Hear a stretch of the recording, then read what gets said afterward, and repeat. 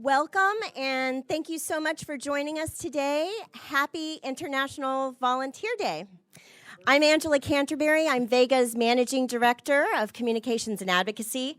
VEGA, as you likely know, is a consortium of volunteer-sending nonprofit organizations that generate prosperity worldwide by creating partnerships with volunteers and people who are seeking more skills for self-reliance.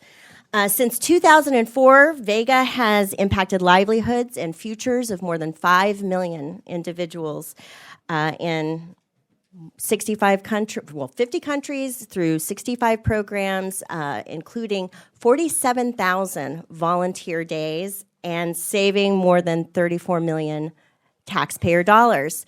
Our members they represent millions of Americans, and most of our members are represented here today. We are here today to celebrate the extraordinary contributions of members of Congress and volunteers to promote prosperity and reduce poverty. Today we're going to hear stories of impact that USAID is having with skilled volunteers in partnership with VEGA's members and the farmer-to-farmer community. We will also hear about an exciting new USAID initiative to leverage the skills of volunteers. And then we're going to have a lively discussion about it. It is a very packed schedule today, so I'm going to we're going to get started right away, and we are very honored to have Senator Johnny Isakson here with us today. I'd like to introduce my boss, Michael Deal, CEO and President of VEGA, who will introduce the Senator. Thank you for joining us. Thanks, Angela, and thank you for joining us today. It's great to see you all. It's my privilege to introduce Senator Johnny Isakson from the great state of Georgia. He is a true leader in Congress for effective foreign assistance. Senator Isakson agrees with the new USAID Administrator, Mark Green, and with us here at VEGA about the importance of economic growth as truly the best way to end global poverty. Senator Isakson is in his role as chairman of the committee that oversees the State Department and USAID, is truly helping to preserve resources, find resources and tools that those agencies need. The senator is also the co-chair of the Senate caucus for effective foreign assistance, along with Senator Coons. Last year, the last Congress, Senator Isakson was really instrumental in passing some landmark legislation. He was the author of the Electrify Africa Act. He was a co-sponsor of the Global Food Security Act, and he also was a co-sponsor of the Senate version of the Foreign Aid Transparency Act. In this Congress, the senator has reintroduced the Economic Growth and Development Act, which is designed to help private sector firms and help them access the various agencies of the foreign assistance programs, and also helping to leverage their expertise and their resources for furthering U.S. foreign assistance objectives. Senator Isakson is also a champion for international service. He has been an advocate for the Peace Corps and for reforms of the Peace Corps for a long time, and certainly we consider him a champion for VEGA. Earlier this year, when our 13-year partnership with USAID was about to expire, the senator joined with Senators Bozeman and Leahy to write to the acting administrator to seek an extension of the program, and the result was an extension that allowed time for the new administrator, Mark Green, to get confirmed and to be able to come in and review options for incorporating volunteers in a more innovative way. Also, when Mark Green was up for his hearing before the Senate Foreign Relations Committee, Senator Isakson introduced some questions for the record, asking Mark Green about his interest in collaborating with Congress in discussing ways to incorporate skilled volunteers into our program in more innovative ways. So we thank you, Senator we are very grateful for your support, and we feel that certainly contributed to the fact that the new administrator, once he was approved, one of his initial acts was to approve the Volunteer for International Security and Prosperity initiative, which we're going to hear more about later today. Thank you, Senator. We're very grateful. VEGA and our 28 member organizations really appreciate your leadership in helping to make foreign aid more effective and recognizing the valuable role of skilled volunteers, not only in terms of the results that they accomplish, but in the taxpayer savings, and also demonstrating the value, demonstrating American values around the globe. Thank you so much. Thank you very much.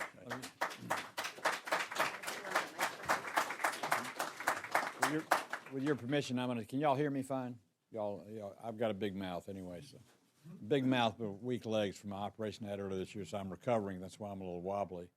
But I appreciate the nice introduction. I appreciate the opportunity I've had to work with so many of you over the 14 years that I've been in the United States Senate and the 20 years I've been in Congress. Building a sustainable future for people in need, broadening the access to health care, sustainable agriculture, electrifying Africa, whatever it might be. Y'all have been at the forefront of the efforts that we've tried to be a part of to make life better for people around the world. If America is anything, it's a catalyst for the improvement of all human beings. And the work that y'all do in volunteering your efforts on agriculture, on health care, and so many things that you do and that USAID does, it makes all the difference in the world. Mark Green is the perfect person at the perfect time to be running USAID. I loved Raj Shah. He did a great job. I've worked with USAID in a lot of different ways, but we got the perfect guy there. I talk to Mark all the time. His heart's in the right place, but his head's also in the right place. He knows how to do it, not just what he wants to do. And I've just been honored and privileged to be a part of efforts that y'all have undertaken to improve life for those in less fortunate situations around the world. And I'll continue to do so. So any recognition you give to me is really a testimony to you and the work that you do on behalf of the impoverished people around the world. So God bless all of you at this special time of the year, Thanksgiving and Christmas. Blessings to your family for a happy holiday season. And if our office could ever be of help to you at all, please don't hesitate to call us. Thank you very much.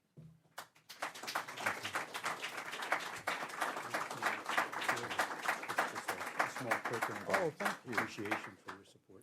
I like the color, too. Most of them are plain. This has got blue.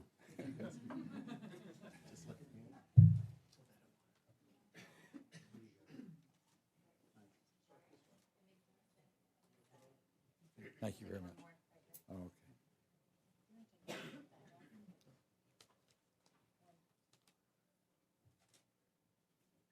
Thanks, man. Thank you again very much. We appreciate it.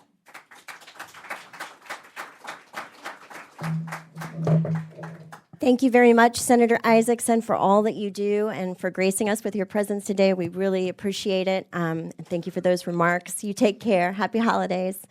I see Congressman Donovan is here. Is Congressman Donovan here? No? Okay, well then, Mike, I'll ask you to come back up, please, and introduce our next speaker,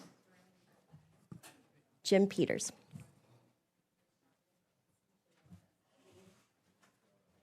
Angela's got me doing double duty here. It's my privilege also to introduce James Peters, who's going to speak to us today about this new mechanism that USAID has put into place, the Volunteers for International Security and Prosperity mechanism. Jim is the Deputy Assistant Administrator in the Bureau that has responsibility for this volunteer mechanism that cuts across all sectors and across to the entire agency. Jim has a 20-year career with AID. In addition to being the Deputy Assistant Administrator for the Bureau for Economic Growth, Education, and Environment, he is also the Acting Global Water Coordinator. And in previous jobs that he has had in the agency, it includes the Deputy Mission Director in Pakistan, Acting Mission Director in Albania, and he has been, so we're being very careful here today, he has also been the General Counsel for Ethics and Administration. So I know that Angela's taken great care that we're following all the rules very carefully. And before AID, Jim was in the military with the Air Force as a major, 10 years with the military. So we're really fortunate to have Jim join us here today, and we look forward to your comments on USAID and how it values skilled volunteers. Thank you.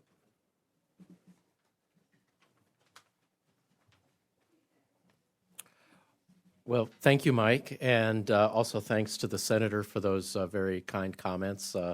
And I bring best wishes from our Administrator, Mark Green, as well. I'm really happy to participate in this event today to celebrate International Volunteers Day and to recognize the outstanding volunteers for their important contributions to global development. I don't want to take away from that celebration of the people that we're honoring today. I was asked to talk a little bit about USAID programs, and I want to focus on those for just a bit before we turn the program over to really honoring the people that we're here for today. USAID has a long history of working with volunteers and volunteer-sending organizations. For more than 50 years, that's about as long as we've been in existence, we've supported volunteer-based partnerships to increase the impact of our programs and maximize their value to the U.S. taxpayer. Leveraging the experience and skills of these volunteers is at the core of several USAID programs. Among those examples, the Farmer to Farmer program, which in FY17 provided 873 volunteers in 41 countries to help build local capacity to increase food production and rural incomes and address environmental and natural resource challenges. The total value of these services in FY17 alone is estimated at over $7 million. Another example, the Energy Utility Partnership Program, USAID's partnership with the U.S. Energy Association, which over the past 25 years has supported exchanges between U.S. and developing country power company officials and technicians to improve the operational efficiency and financial viability of electric utilities. USCA members have donated more than 90,000 hours of service since 2007. And I would particularly like to recognize USAID's work with the Volunteers for Economic Growth Alliance, VEGA, the organizers of this event. Mike Deal and the folks at VEGA have been the face of many of USAID's volunteerism efforts over the past 13 years. We owe them much gratitude for their role in what we have accomplished together in over 50 countries. Ongoing efforts by VEGA members include cultivating new frontiers in Africa's work in partnership with the U.S. government's Feed the Future program and Nestle to improve maize quality in Nigeria. The International Executive Service Corps' work under USAID Sri Lanka's U-Lead program to increase youth employment and secure financing for youth startups. The World Council on Credit Unions work with credit unions in Ukraine to expand agricultural lending. By addressing some of the most important challenges in the developing world, these programs are showing us the vital role that volunteers play in promoting global prosperity and self-reliance and advancing American values. Volunteers help build the global community by creating people-to-people connections that often outlive the programs and generating understanding and long-lasting relationships between U.S. and international organizations that have the potential to transcend any individual activity. In recognition of this, under Administrator Green's leadership, as Mike mentioned earlier, USAID recently solidified its commitment to engaging volunteer-sending organizations even further with the launch of the Volunteers for International Security and Prosperity Annual Program Statement. We call it VISP for short because we're the government and we have to have an acronym. But the VISP APS, Annual Program Statement. This is modeled after our Global Development Alliance And this global mechanism is designed to streamline the process for engaging volunteers in our development efforts across all sectors. The new process involves, from the very start, close collaboration between volunteer organizations and USAID missions or offices to co-create activities that meet mutual objectives. It's also open to partnerships with local volunteer organizations who, as part of the indigenous culture, possess a natural facility for appreciating and working with existing customs and beliefs as they carry out programs, increasing the sustainability of results.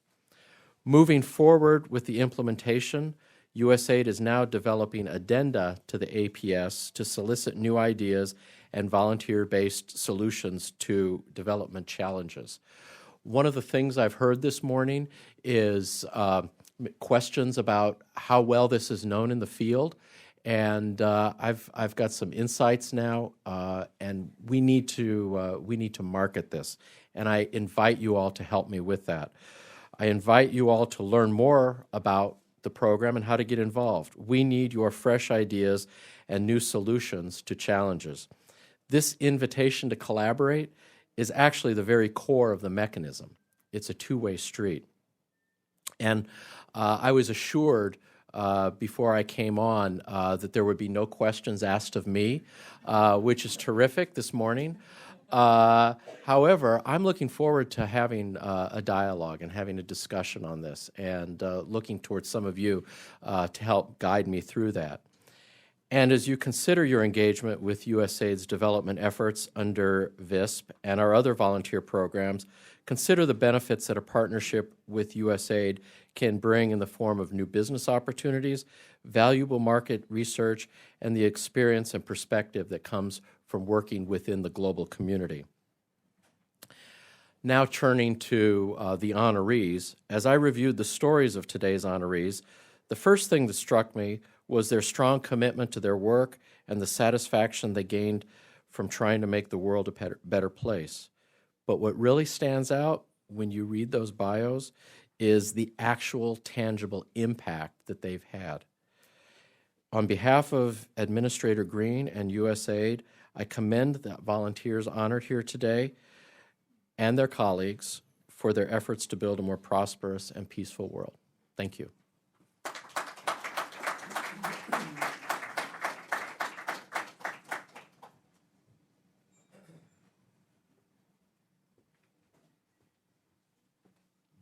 Thank you very much, Jim.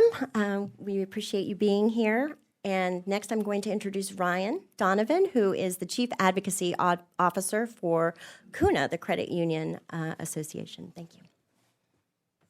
Thanks, Angela, and good afternoon, everyone.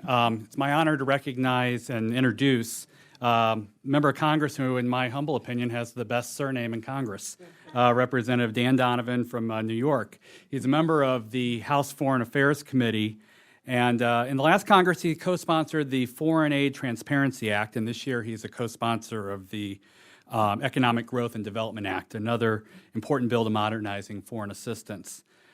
Representative Donovan has been a champion for VEGA. Earlier this year, he joined Representative Hill in a letter of support for VEGA that recognized VEGA's value to U.S. taxpayers, to the USAID field missions, and to meeting U.S. foreign assistance objectives. The letter also noted that funding for VEGA isn't an additional appropriation, and during a time of uncertain budget conditions, continuing successful foreign assistance programs that deliver real savings to the U.S. taxpayer, programs like VEGA, should be a priority. For credit unions, he's been an important partner in Congress as well, supporting the Financial Choice Act and more recently our resolution of disapproval of an arbitration rule. We're grateful for Representative Donovan's support of VEGA and the World Council of Credit Unions, and on behalf of the Credit Union National Association, the World Council of Credit Unions, and the Volunteers for Economic Growth Alliance, and all of the 27 other volunteer sending member organizations, and the millions of Americans that they represent, we commend and thank Representative Donovan for his leadership on USAID programs and policies that leverage American generosity and private sector expertise for a more effective global development. Thank you, Representative Donovan, and please deliver some remarks. Thank you, buddy. Absolutely. Good to see you. Thank you so much. There you go. It's very I think kind. they want to take our picture here, too.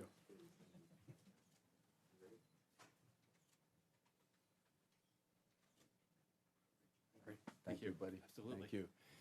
Thank you, Ryan. I'm so glad to see that Vega doesn't believe in nepotism. But please tell my Aunt Mary I love to stuffing at Thanksgiving. Thank you very much. You know, you guys have been doing tremendous work, and those members like myself in Congress who just, our role is to support you, can't do enough for you. I want to thank you for allowing me to join you. The humanitarian work on behalf of our nation that you make such a difference in people's lives. In particular, I applaud you on the strides you've made in maternal health and infant and even prenatal health. I was elected to Congress in a special election May 5th of 2015. On May 12th, Speaker Boehner swore me in because there was a vacancy. I didn't have to wait. I wasn't a member of a class. I just came down by myself. They swore me in. They told me to vote. It was really cool. I put a card in the thing. I voted, and then I started talking to everybody, and they started yelling. The second vote had already happened, and I almost missed it. So that was my introduction to Congress. But the following Tuesday, May 19th, I get a call from Serena. I'm at an event for myself, and she said, you know, you got to come home. I'm going to the hospital. I said, what for? She said, we're having a baby, you moron. I said, no, the baby's coming on Saturday. It's on the schedule. She said, well, I guess the baby didn't see your damn schedule. Now get home. So in 3 weeks, my life changed. I got elected to Congress. I got sworn in, and I had, at 58 years old, my very first baby, although her mother introduces her as my very last baby. And I guess that's where my interest in maternal health, infant health, prenatal care really solidified. I always believed in it, but now it was personal to me. I tell people that on Yellow Rose, Catherine hit the birth lottery. On May 19th of 2015, she was born on the same day tens of thousands of other children were born.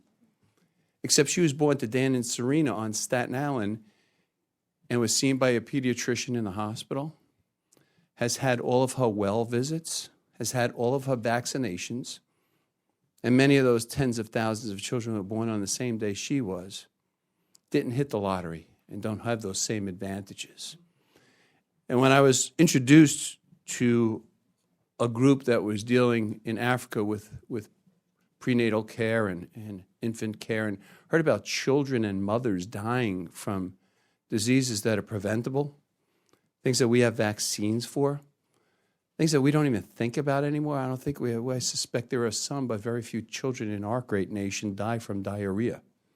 But there were children throughout the world that were dehydrating and dying, and that there were Americans who put their resources, gave their energy, and gave their time to help these young people from a strange land. And when people say, you know, we have to take care of our own, yeah, we do.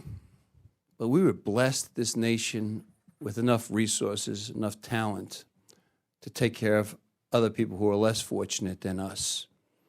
And I'm also on Homeland Security, besides being on Foreign Affairs and my subcommittee being Global Health. And Homeland Security, I think people who aren't in the field don't realize how the stability in other nations are good for our security of our nation. And when people are healthy in other nations and have food and medicine, that's good for our nation as well. So I thank you for this. But you guys give out awards to people who are just supporters. I'm here to thank those of you who do this as a volunteer basis. At some point, I hope to retire one day and volunteer as well. My retirement got pushed back a couple of years because in 17 years I still have to pay college tuition now. But I came to honor you and thank you for what you do for the people of this earth and how you represent our great nation so well in other parts of the globe. And to remind you that advocacy works. So for some of my colleagues who might not be as supportive as I am, or not as understanding of all the great things that you do, advocate. It does work. I got involved in this because of someone from back home came to advocate and instruct me and inform me about the great work that volunteers are doing throughout the globe. So continue to, it actually does work. So thank you for this recognition, but thank you for all the hard work that you do every day. Appreciate it.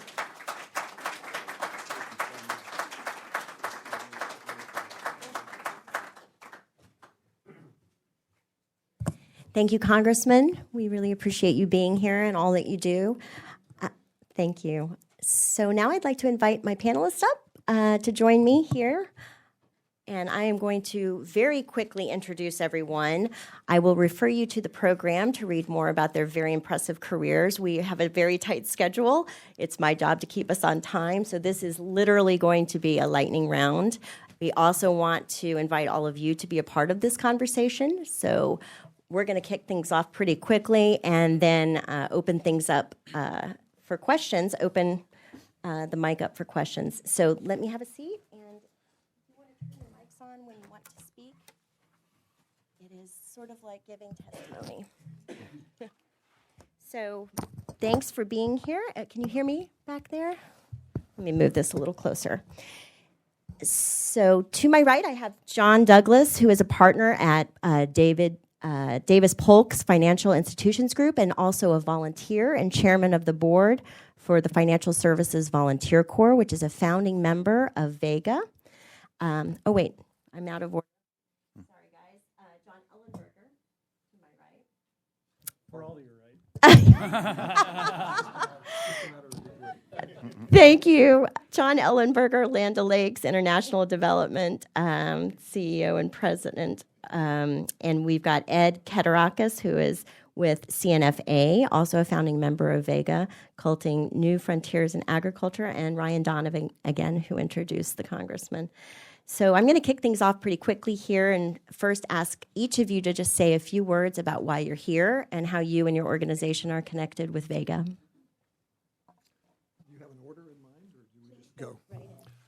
Sure.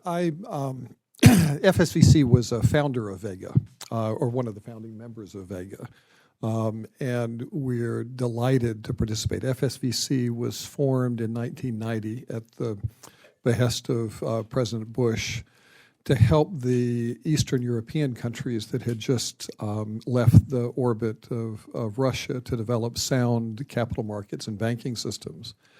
And since 1990, FSVC has sent thousands of volunteers, primarily lawyers, bankers, accountants, investment bankers, regulators, into Eastern Europe, Russia, Southeast Asia, Sub-Saharan Africa, Middle East, North Africa, to help them really develop economies, inclusive economies. And I think our relationship with VEGA and our work and support that we've received from the U.S. government is really critical to our being able to do what I view as some of the most important work in the world. So that's why I'm here, other than being asked, which was nice. Thanks, John. Ed? Sure, thank you. Red is on, yes? Yes. Okay. So CNFA used to be called Citizens Network for Foreign Affairs, and now we're cultivating new frontiers in agriculture. Since our start in 1985, really working with the private sector has been a part of our DNA. We began our work in helping large multinational corporations like John Deere, ADM, and Cargill enter the Soviet markets after the fall of the Soviet Union. And we helped them to establish joint partnerships with entrepreneurs on the ground. We've been with VEGA since its inception, and we've worked since the early 90s with the Farmer to Farmer program, where we've sent over 3,000 volunteers, volunteer assignments overseas during that period up till now. We've also held a few contracts under VEGA and a few cooperative agreements. We started in Iraq and Afghanistan with programs to develop value chains there, working in partnership with IESC and ACDI-VOCA on those programs. And currently, we're implementing a large horticulture development program in Egypt, and it's focused on export markets and introducing standards into the horticultural value chain to help farmers get access to European markets most typically. And it was mentioned earlier, we are implementing this partnership that between USAID and Nestle in northern Nigeria, which seeks to reduce the levels of aflatoxin and mycotoxins and other contaminants like aluminum in the maize and soy value chains. And through this work, we've really worked broadly with the private sector. Since we've started, we've brought other private sector on board with us, such as Olem, Syngenta. They're very interested in our work and want to partner with us. So again, working with VEGA, working with volunteers, but also working with the private sector is a part of the reason that we're in the mix with the VEGA executing members. Thanks so much, Ed. And John, let me see if I can correct the record. I think I gave you a promotion. John Ellenberger Don't back it away. is the Senior Vice President for Land O'Lakes International Development. Now I can go home. That's right. good. I won't be thrown out. Good afternoon, everyone. My name is John Ellenberger. I represent Land O'Lakes International Development. I'm guessing in this crowd, I don't really have to explain, perhaps, some of the development aspects that have been a part of our organization for a long time. But just to refresh the memories for those that might not know, Land O'Lakes is a farmer-owned cooperative founded nearly 100 years ago. It's quite an organization that's been growing tremendously and reaches about a quarter of all corn and soybean farmers and about 50% of all the acres in the United States, along with a business that is primary in the area of animal nutrition under the Purina brand, and then the dairy foods business that I'm sure all of you are well aware of as U.S. citizens. What you may not be as aware of is that we've had 40 years of doing international development work. We've been in 80 different countries around the world. Like the other folks at the table, we are founding partners and members of VEGA, proud to be so. We're a group that has done a number of different pieces of work for VEGA over the years through VEGA in countries like Afghanistan and Yemen, and currently in Sri Lanka, and more to come on that. What's unique about Land O'Lakes, I think, as it relates to why we're here, is that we're a company of about 10,000 employees. So we have a terrific resource of people that we can and do draw from for volunteer opportunities. We got into this business of being in the development business because farmers are many things, and have many things, but one of the things they have are big hearts. They define the neighborhood largely, and increasingly globally, and that is why they steered their resources in part to go to international development work. And we're proud to say that through VEGA and through with Farmer to Farmer throughout, we've had a long history of doing some great work sponsored by USAID and others. Thank you. Well, as I was introduced earlier, I'm Ryan Donovan with the Credit Union National Association, and I think I'm here because I was a volunteer on a VEGA project earlier this year that World Council of Credit Unions is working to implement in Ukraine.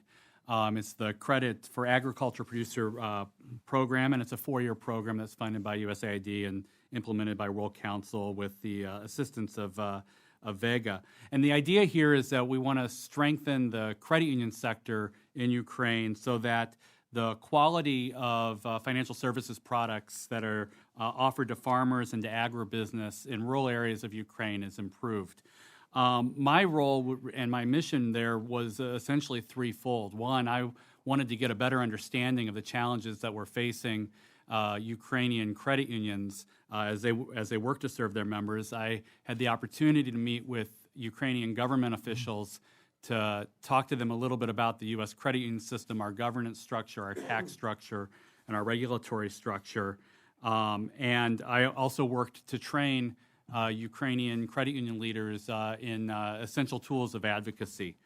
As I said, I spent about a week there, and my takeaways were essentially that the credit unions in Ukraine have many of the same challenges that credit unions in the United States face, particularly in terms of the restrictions on who they can serve and also their perceived relevancy to borrowers. The government in Ukraine seems to have a similar struggle with understanding credit unions and the role that they might play in helping Ukraine and its economy grow. But credit union leaders there are just as eager as credit union leaders in the United States to see their system grow and advocate on behalf of their members. And my overall impression was that Ukraine is looking westward, not eastward. They're looking forward, not backwards. There's a lot of opportunity there, and this program is going to be successful as much a result of our efforts there as it is the efforts of the Ukrainians on the ground that want to embrace the credit union model and work to further develop it. So I was real pleased to have the opportunity to volunteer in Ukraine and wish the best for the program. Terrific. Thanks, Ryan, and thanks for volunteering.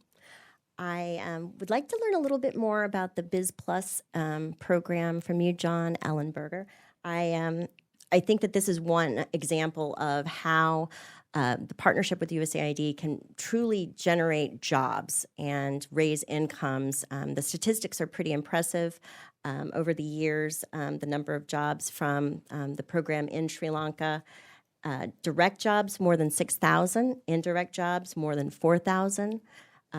Incomes, gross household incomes have risen more than $9 million. So can you tell us a little bit more about that? Sure, I can. I have had the good fortune of going out and having a chance to see this particular project in action. Spent about a week and a half in Sri Lanka, and can speak firsthand to the impact that is being achieved through this program. It's a unique program. It's unique for us. It's unique, I think, in the area. It started back in 2011. Land O'Lakes had done a couple of dairy-focused development projects in Sri Lanka, so we had a history in the country. But the scope and scale and intent of this program were quite different.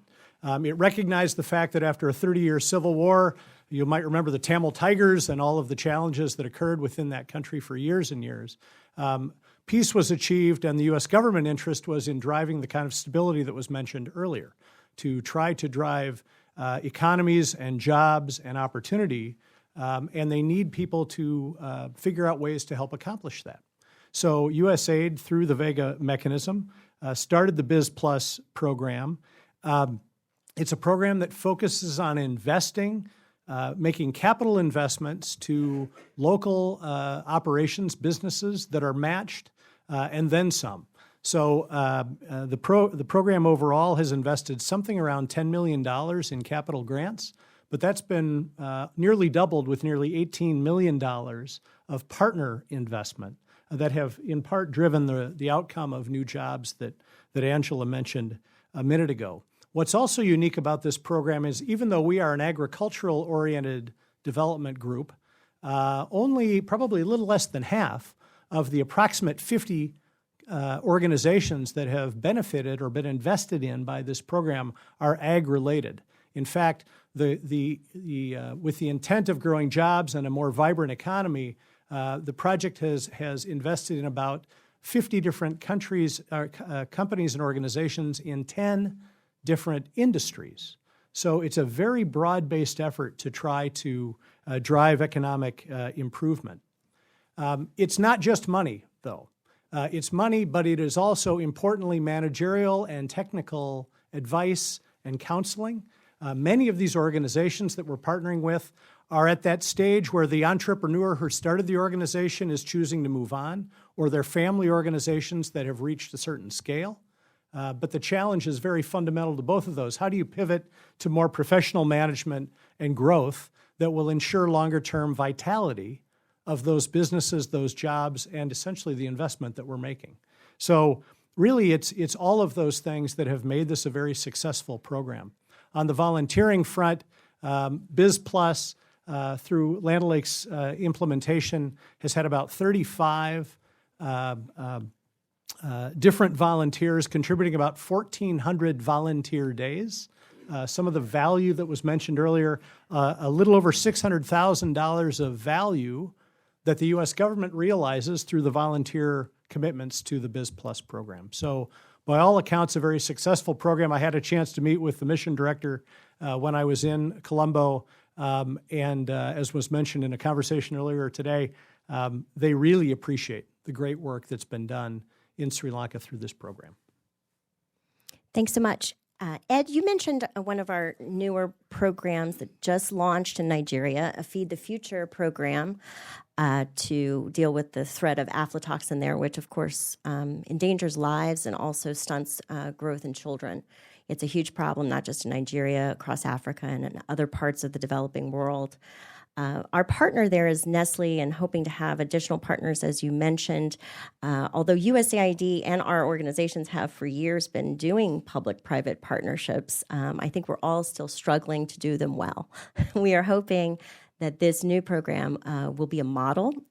There is this idea that's out there. It's been coined by certainly the Shared Value Initiative called Shared Value. And it is this idea that companies will seek to solve social problems if they also find business opportunities in doing so. So I was wondering if you, Ed, and maybe some of you others have some ideas about that as an opportunity for us, and your thoughts in general about public-private partnerships. Sure. Thank you, Angela. Beyond shared value, it's almost a shared necessity. The FAO has estimated that over $80 billion a year in investment in agriculture and agribusiness are necessary to continue to meet the world's food needs. And if you take USAID's and World Bank's combined investment in 2016, you get about $4 billion, which is about 5% of that figure. And so you can understand that the rest has to come from the private sector. So our partnership with Nestle is just a piece of the larger puzzle of public-private partnerships that will allow us to achieve food security. This partnership is, as you say, there's a challenge to get the public side and the private side together at the same table at the right time with the right program. And my hat's off to VEGA for having established that. You guys did a really good job. We are working on a very serious issue that is sort of a hidden health concern because aflatoxins are not visible, and they are very deleterious to maternal and child health and human health in general. And Nestle is particularly interested in mitigating the levels of aflatoxins and aluminum in their supply chain because they are producing, among other things, baby food in this factory in northern Nigeria. So they want their supply to be to meet the highest of standards, highest of global standards for aflatoxin and aluminum. And we're working through the Nigerian Volunteer Corps, a national volunteer corps that Nigeria has set up to cultivate volunteers and get them into the field to work with all members along the supply chain, farmers, working with aggregators, working with storage and transport providers to help them understand what they can do, their part in reducing aflatoxins in the supply chain. It takes the effort of the entire supply chain, not just one actor, to make sure that the maize and the soy, when it reaches the factory gates, are free or at least have minimal aflatoxin in them. So essentially, it's not only a partnership with the private sector such as Nestle or Olim, but all the smaller actors along the value chain. So we really appreciate the partnership, and thank you, Angela.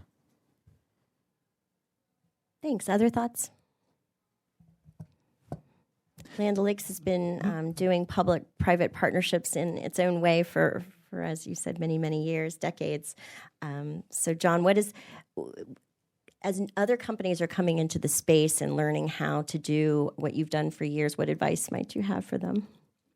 Well, I guess the advice we would share is that they're vital, and that probably goes without saying. You mentioned earlier they can be quite difficult to execute, but I do think we're kind of grounded in the belief that if we're going to achieve what Administrator Green has called for in terms of working ourselves collectively out of jobs as a wonderful intent, that is only going to happen if there's private sector take-up and engagement, so that the investments that are made through development are picked up and carried forward by the local private sector. It doesn't have to be global, it doesn't have to be global multinational types of partners. Often some of the best partners are those that are closer to the ground. We've experienced that in work that we've done in a number of countries, most recently some work in Bangladesh, where we're working with 3 of the primary local dairy companies to help ensure a successful outcome of a significant multi-year investment made in that sector in that country. And that's not a unique situation. That's the example, the typical example of the type of work that we and a lot of other implementers seek to do. Great, thanks. I would like to open things up to the audience so that you can join in and ask some questions or make some comments. Thanks, Katie's coming to get the microphone to share with you. While you're thinking about those questions and raising your hands, I'll ask our panelists to talk a little bit about VISP, so the new initiative at USAID, which we have welcomed. What is your advice about how USAID and we all can help to make that a success? How can we achieve the very ambitious goals that were set forth in that APS? And what advice do you have for all of us in the room? I'll jump in and say I first of all want to thank USAID for continuing to support and provide for a volunteer-focused program. As an organization, as I mentioned, that has a long history of leveraging volunteers outside our organization, but also within, where we use, for example, some of the highest potential members of our organization in what's called a talent acquisition program and put them out into these opportunities to learn about how to add value in these foreign markets and countries.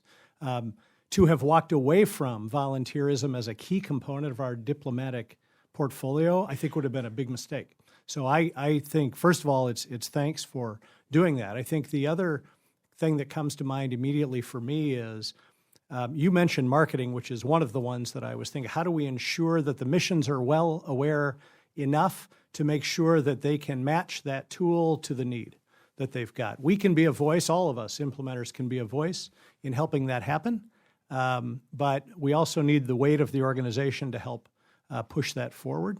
And then lastly, I would say speed. The need is there. The faster that we can move to these opportunities and finding ways to align resources to need, the better off we'll be.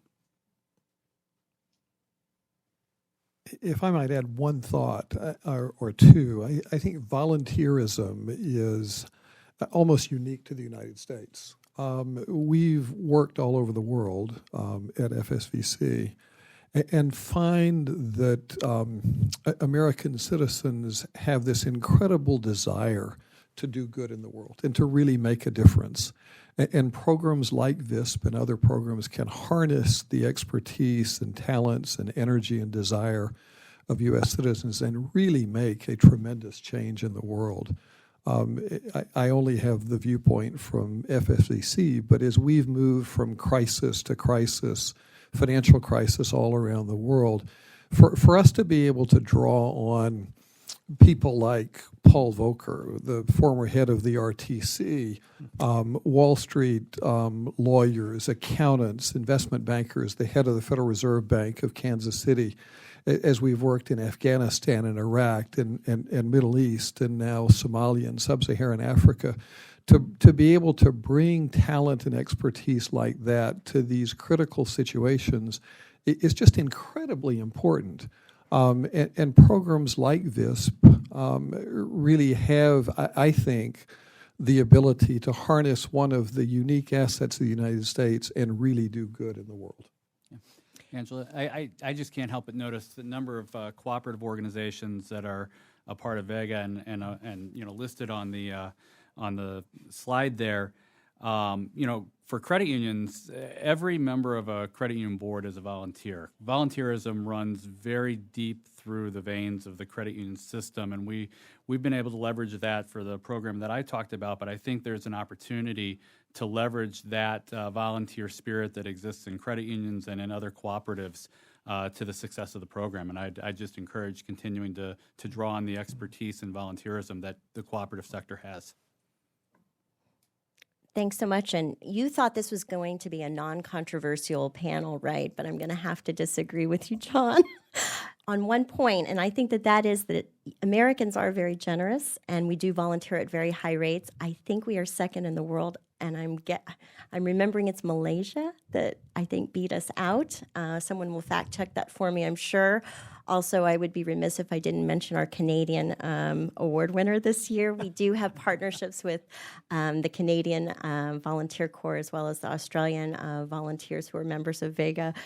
So it is true that Americans are very generous of spirit, and we have a huge untapped resource. We have really only begun to scratch the surface of what the U.S. government can do to partner with American citizens. Are there any questions from the audience? Comments? Raise a hand. No? Okay, well then, oh, yes, up here. Wait for the microphone if you wouldn't mind. Thanks. Thank you. Andrea Patrick from IESC. I actually have a question for Mr. Douglas.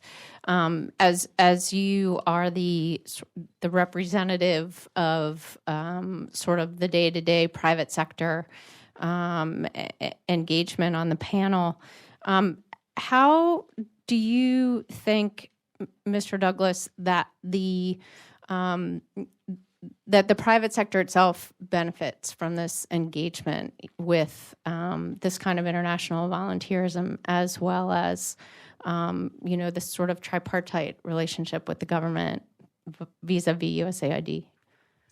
I can speak, I think, both from the point of view of FSVC as an organization and someone who has volunteered. I often tell people that I work for money because I need money. But I volunteer for FSVC out of love. These are extraordinarily interesting and fulfilling assignments that we get involved in, and I think have a remarkably big impact. And I don't know of a single volunteer, and we talk to them after their visits, but I don't know of a single one who has come back and expressed disappointment of having given and received more than he or she gave in that effort. And it's really true almost regardless of where they go, and in some senses regardless of what they do. We helped the government of Afghanistan establish a framework for their banks, such as they were, and introduce a currency after things more or less stabilized. The people that were involved were people from the accounting firms, from the Federal Reserve Bank of New York, from the Federal Reserve in Washington, lawyers from some of the big Wall Street firms, and others who had expertise and experience in these sort of matters, to the extent you can have experience in replacing creating a currency in a war-torn country. But they all came back with just these remarkable stories, remarkable experience that they could use in their own lives and in their own practices and their own business, but really having felt that they'd done something meaningful and worthwhile, more so really than what they do during their day jobs. So I just, this volunteer stuff that comes without an agenda and really only a desire to do good is remarkably fulfilling. Can I piggyback on that answer? I would say we have seen a similar kind of response from the people that have gone out into the field. And to your question about how does it turn around and benefit American interests, apart from the kind of diplomatic interests that were mentioned earlier from a business person's perspective, I would say one of the key things is that it gives our employees who choose to volunteer a unique experience that in our company anyway, they would not generally get. And people line up for these things. They're highly competitive to win within our organization. And it makes it's one of the ways that we compete effectively with other organizations in our marketplace for the best of talent. It is the fact that we've been doing development in a farmer-owned cooperative for 40 years is something that every one of the people we interview talks about, wants to be a part of, wants to know how they can help. We've developed this concept we call the Foreign Legion of how do we activate these 10,000 employees in unique and new and different ways to bring their talents to bear in the work that USAID and others hire us to do. And so I do think it is very fulfilling for the people who take part. It also is a very demonstrably beneficial thing for our organization where we can tap into our own talent base. Thanks, John. Other questions, comments from the audience?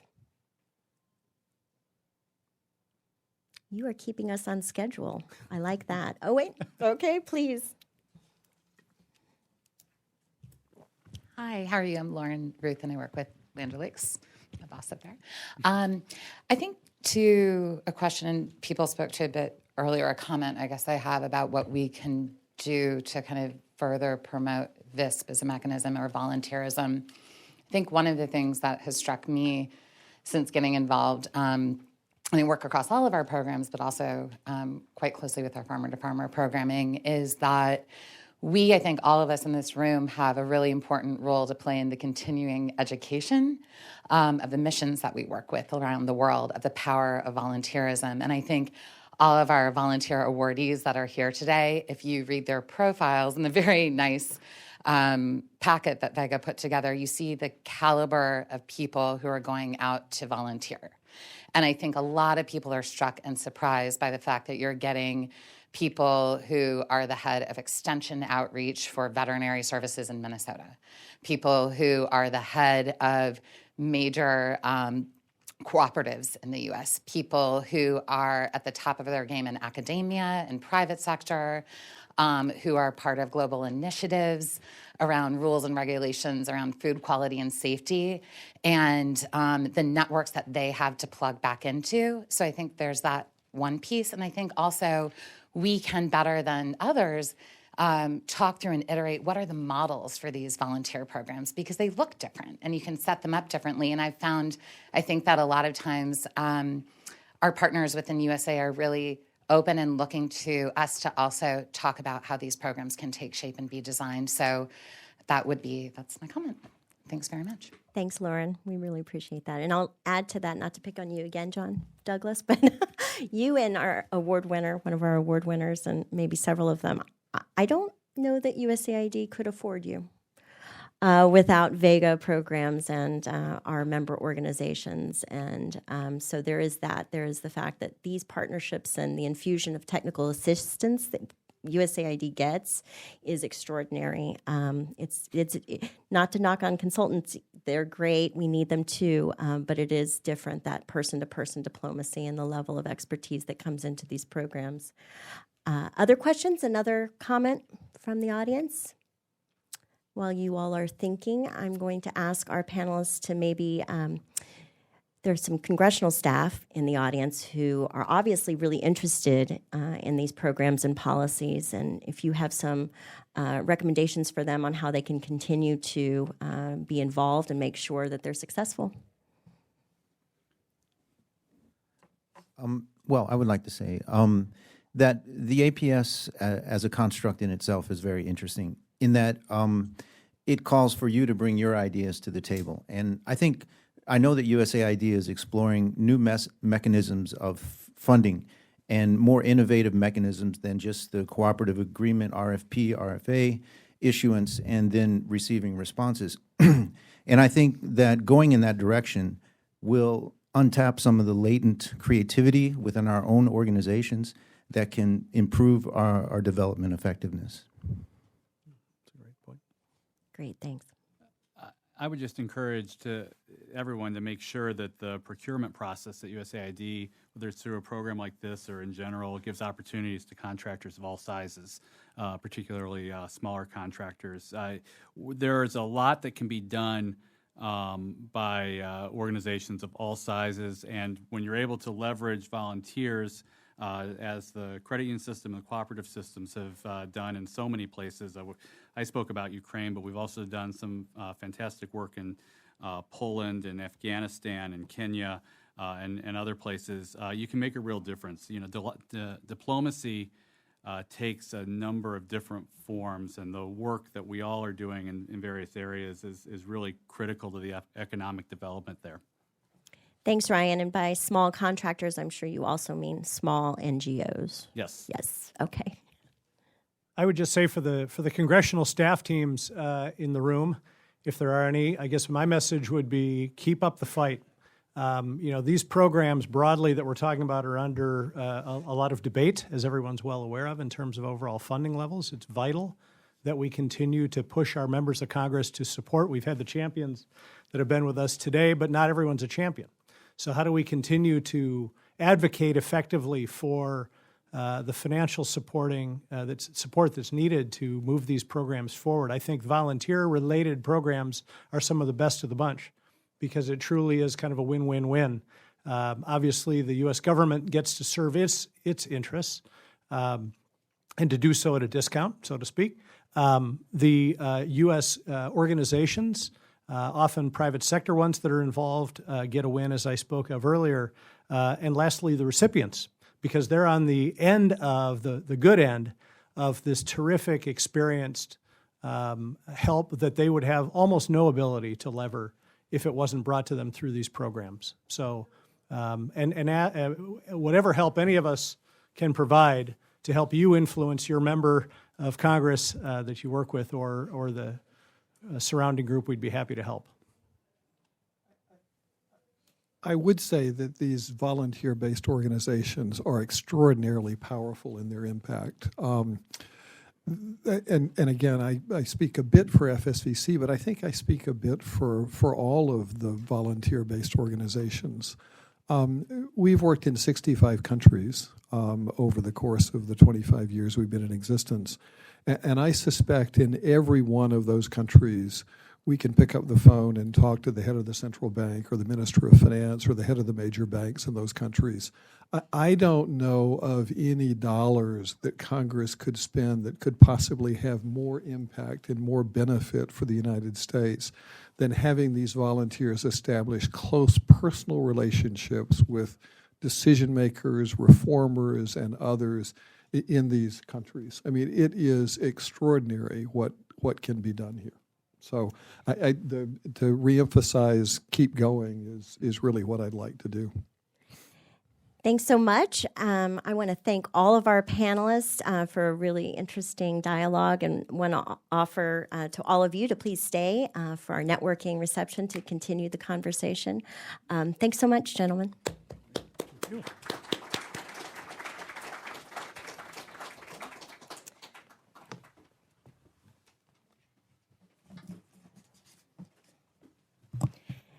So now we've come to the heart of today's program, and that is our awards ceremony for VEGA's Volunteer of the Year awardees. It is really a ceremony about the remarkable individuals who have made an impact over the course of the last year.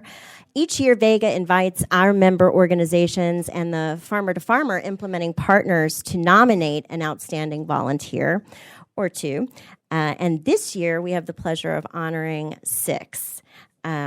First, I would like to invite John Ellenberger to come back up and kick us off with an award to a special Land O'Lakes volunteer.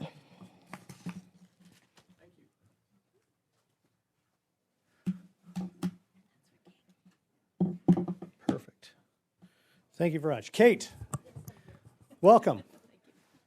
This is Kate Coffey. Hi. You can tell by Kate on her name. No last name needed. No. Kate is a terrific example of who we ought to be honoring through this kind of award. Kate is a native to Ireland. You'll get to a sense for that if you get a chance to talk to her. Also a Canadian. Also a kind of pseudo-American in her volunteer affiliation with us. Also connected heavily to Sri Lanka, where she has been a volunteer as a part of our Biz Plus program that I mentioned earlier. Kate left a cushy, comfortable, high-powered job as a consultant within a global investment firm. Actually, a few of them that she'd been in throughout her 25-year career, and had gotten involved in volunteering in Nepal first, and then found her way to Sri Lanka working with us in Biz Plus, where she spent 9 months volunteering across a range. I mentioned earlier the 50 businesses that we support through the program. Kate was the management consultant, essentially, to 4 of them in quite different industries. Heirloom rice, polybag production, flour milling, and a garment industry. So the point there is the skill set that Kate was able to bring through the program is pertinent and beneficial to each one of those. And for that, I would like to thank Kate. She's going to be wintering, as we all would like to, in Canada. Where else would you go? And then will be rejoining us in the summer for a 3-month continued engagement. So Kate, thank you very much on behalf of Land O'Lakes and, can't get this off of here. And on behalf of VEGA, thank you and congratulations. Thanks very much.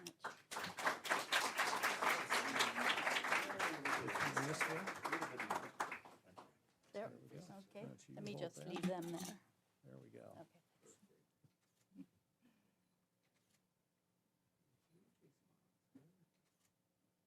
Great. Thanks. I'm going to get you Thank to you, hold Kate. that, Okay. if you don't mind. Will do. I have to put on my glasses, I'm afraid.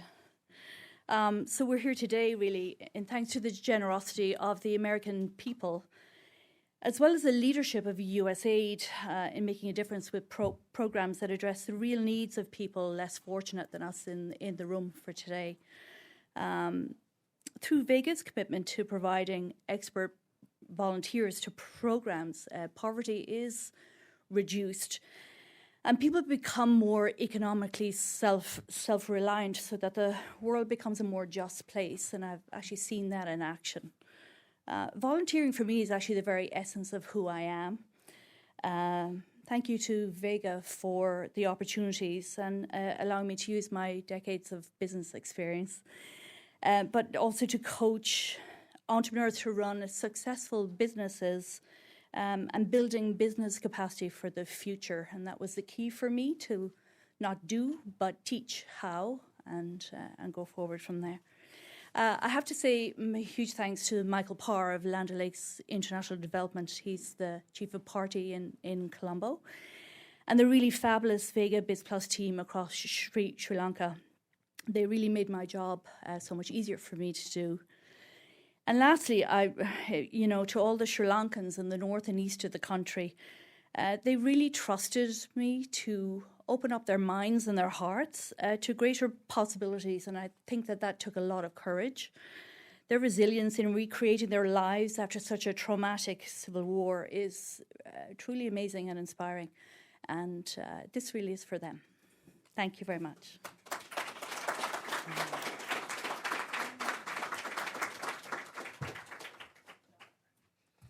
Congratulations, Kate. Thank you very much for all that you do. We're going to take a quick break from our awards ceremony for our volunteers to honor another one of our congressional champions. It's also my pleasure to introduce you to Rodney Ferguson, who is president and CEO of one of VEGA's founding members, Winrock International. Rodney.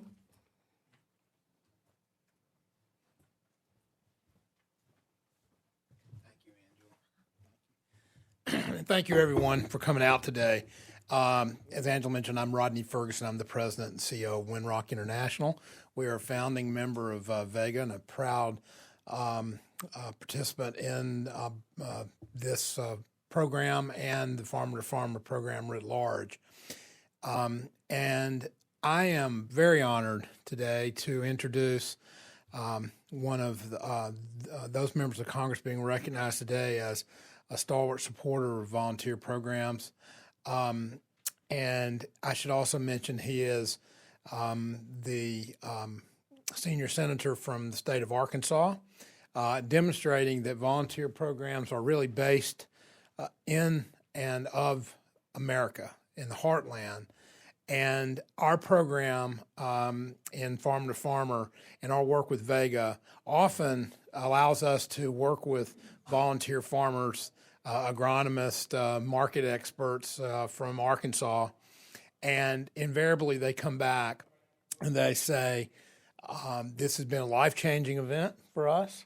And the other thing that gets less attention is they almost always say, I learned more than I imparted, and I'm going to make sure that those lessons are built into the work I do, and I'm going to improve my practices, I'm going to improve my community, and I'm going to bring that intellectual capital back to Arkansas, to wherever they may be from. And it's a great example of how these programs, while doing extraordinary good for people all over the world, they also do extraordinary good for the people of this country and our economy. And so no one has been more of a champion of that than Senator Bozeman. He is a dear friend of Winrock. He has and his staff have supported us and VEGA at every turn. As a member of the Senate Appropriations Subcommittee on State and Foreign Operations, he helps ensure our foreign assistance is both adequately funded and effective. In the last Congress, he co-sponsored legislation to modernize global development, something we all want to do, the Foreign Aid Transparency Act. And in this Congress, he joined Senator Isaacson and Senator Coons on the Economic Growth and Development Act, which seeks to effectively leverage the capabilities and resources of the private sector by making it easier for companies to access and work with U.S. development agencies. And earlier this year, he wrote a letter joined by Senators Isaacson and Leahy in support of Winrock International and our partners in VEGA with USAID to continue to utilize the skills of volunteers. And as a result of this support, USAID has prioritized skilled volunteers in its new initiative, Volunteers for International Security and Prosperity.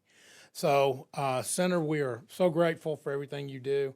And on behalf of Winrock and VEGA, we'd like to honor you with this award for your support. Thank you very much. Thank you very much. Listen, thank you all so much. This truly is an honor, and it's very much appreciated. But you're all the ones that we really need to appreciate. VEGA does a tremendous job. Those of you that are associated with VEGA, and then the other entities that are represented here, I know you all work very, very hard, and there's just simply no other way of doing things except through personal relationships. I got in and got to hear the last part of the panel, and the gentleman was talking about, you go to a place, you work hard, you help those that are there, you do a good job in that regard, but also there's no substitute for a relationship that's built up as an American, being in or wherever, being in a place like that, them learning more about you, more about your culture. There's just simply no other thing, no other experience. That's how we change the world. I appreciate Kate and the rest of the people that are getting awards today as volunteers, and we appreciate all that you've done. This wouldn't work without you, but am committed, and the good news is this is you hear a lot about rancor up here and this and that and all the disagreement and the problems coming together, but this is something that has tremendous bipartisan support. And that's a very, very good thing. So we're going to work hard to continue it and enhance it and help you in any way that we can. Thank you very much. Appreciate it. Thanks again. Thank you. Appreciate you.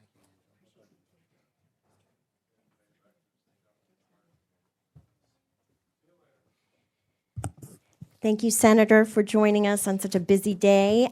It's my pleasure also to introduce you to another member of Congress who is here to honor his constituent, Congressman Scott Peters from the 52nd District in California. Thanks for joining us.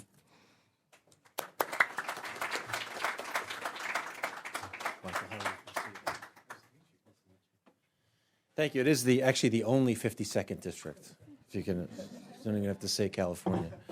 As it was said, I'm Scott Peters. I represent San Diego, Coronado, and Poway in the United States Congress. Before I honor Michael, I just want to underscore what the senator said. We are having a difficult time in Washington, D.C. I think everyone's probably pretty aware of that. But even at the best, most highly functioning moments of the federal government, the state government, the local governments, we cannot replace what volunteers do to help improve the world in our communities. So I want to thank VEGA for all you do, and for all the people who have won these awards. There's many more like them who deserve our thanks too. So we want to thank you for hanging in there and not letting DC get in your way. I have the privilege today of honoring an outstanding San Diego, Michael Messier. Michael is an exceptional volunteer expert Much of this is in the program, but I'll highlight it. Whose work with the Financial Services Volunteer Corps has led to the prevention of money laundering and terrorist finance in Africa and the Middle East. During his time with FSVC, Michael has completed volunteer assignments in Uganda, Jordan, and Dubai. He brings impressive professional experience to his volunteer work, with over 15 years as a U.S. Drug Enforcement Administration's special agent and 5 years at the Bank of America, where he developed and led the Latin American region under global financial crimes and compliance. While on assignment, Michael focused his trainings with government officials and business managers on real-life drug and terrorism case studies. Several officials in Dubai stated that his case study presentation was one of the most practical and advanced investigative sessions they had ever attended. His work led to serious discussions toward creating terrorism task forces in Jordan and Dubai, which are badly needed to track down and prosecute suspected funders of terrorism. And in Uganda, he trained regulators and other professionals on how to comply with anti-money laundering rules that help combat the financing of terrorism. You know, as a volunteer, you're getting a lot more done than a lot of people around here. I would just say you're getting paid. Throughout his service as a volunteer, Michael's forged lifelong relationships and has developed a far-reaching network with whom he continues to share his wealth of knowledge. So in recognition of his dedication to work as a volunteer, his amazing accomplishments while on assignment, and his passion for helping those in need, I am honored to present Michael Messier, a San Diegan who's got amazing talent and accomplishment with the Volunteers for Economic Growth Alliance of Volunteer of the Year Award. Michael, congratulations. Thank you for your great work. We'll do a picture over here. Over here.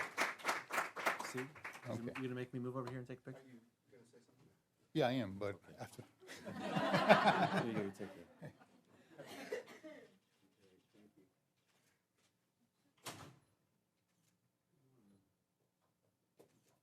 Okay, thank you. Thank you.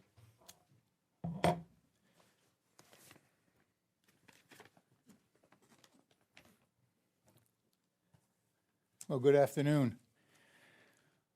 First, if I want to congratulate my fellow recipients, job well done. I want to thank VEGA for selecting me as one of the recipients of this year's award, as well as the Volunteer Financial Service Corporation for nominating me. FSVC has many volunteers worthy of being here in my place, and I am humbled to be here as their selection. I also want to thank my girlfriend, Claudia, and my stepdaughter, Daniela, who's now studying abroad in The Hague. Their unconditional love and support has made my volunteer experience all the more wonderful. Now, it's during this experience that I've been fortunate to work with such capable and dedicated volunteers at FSVC. Somehow, FSVC has succeeded at maintaining an inventory of talented volunteers who all possess a tremendous amount of subject expertise. But the difference is they have this passionate desire to share the knowledge that they have with others unselfishly. And simply said, my partners at FSVC are individuals of goodwill, striving to make a difference. My fellow volunteers and I were involved in projects addressing, as Congressman said, projects regarding terrorist financing and money laundering. And during these projects, we worked closely with financial regulators, prosecutors, law enforcement personnel, and even compliance executives from financial institutions located in Africa and in the Middle East. Now, these individuals, the people that we work closely with, they're motivated men and women who wake up every morning dedicated to their mission. And their mission is to improve their country's regulatory and legal systems, while fighting on the front lines of, they're fighting truly evil criminal organizations based not far, if not already on their borders. Now, these motivated men and women are also individuals of goodwill, striving to make a difference. Building bridges between countries and not building a wall, to recruit and create a coalition of individuals of goodwill from the ranks of our diverse global community is today the only way to confront and triumph over the evil that threatens our security of our civilized way of life. Combating these criminal and terrorist organizations is a global challenge, and I am proud to be part of the global fight. However, I am more proud to have worked and served with individuals of goodwill, striving to make a difference. Thank you.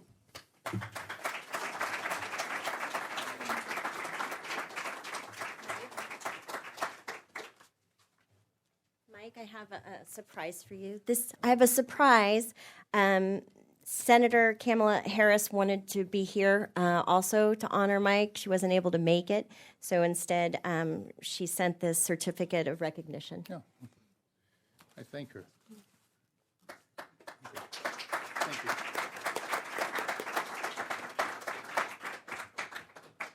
And now I'd like to invite Andrea Patrick to come up with IESC, also a founding member of VEGA. Thank you, Andrea.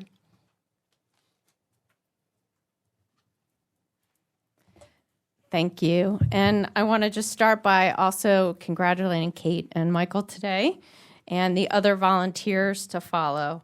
I fortunately wrote down my notes today because I was afraid I would go over my 2 minutes. So it's very hard to thank and show gratitude for all the work that you do in the amount of time that we've been given. But certainly we all recognize, and please accept that our great thanks and our gratitude go on every day.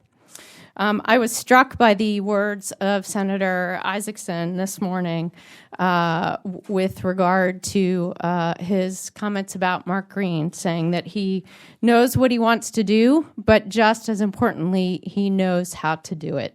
And I think that is, for me, the foundation of what all of you very capable experts, whether it's from the private sector or law enforcement or agricultural cooperatives in this country, bring to international development. So thanks once again.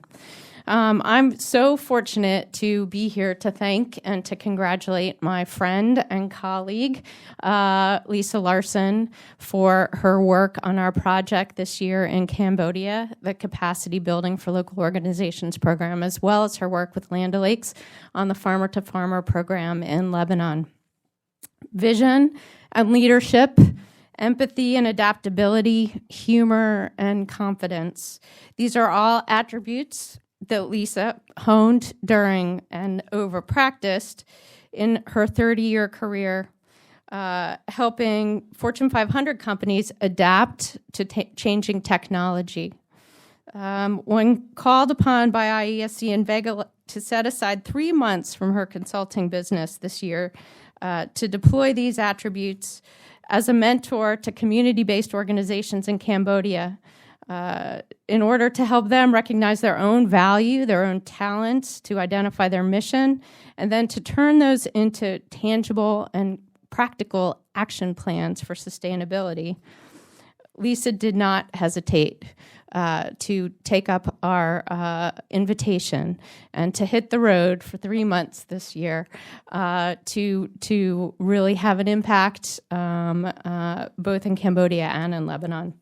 In a time when community-based organizations in places like Cambodia, Lebanon, even in the United States, and around the world are striving to do more with less with regard to resources in a very precarious and complex environment, interventions like Lisa's and like all of yours have such a significant impact that the value is almost immeasurable. The best of American values of ingenuity channeled to build more resilient communities reminds us and the world that the U.S. is present, that we care, and that we know how to collaborate. By showing our greatest gift, I believe, and that is our knowledge, our gift of education, and our ability to apply it for successful results. So thank you, Lisa. You certainly embody that for us, and we're very happy to... Is there one, Angela? Oh, that's Patrick Leahy's. Sorry. Oh, no, I'll take it. Oh, sorry. I'm sure that would be interesting to take that one home. That would be a story, wouldn't it? Thank you very much. We appreciate it. Oh, picture. Over this way? Yeah, with the sign.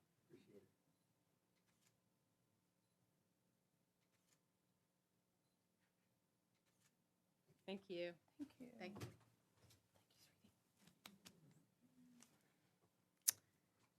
Now I'm emotional. That wasn't supposed to happen. And this is a really good set of comments somebody left here. I want to say sincerely, sincerely, sincerely thank you. The programs that I've participated in have been so thoughtfully organized.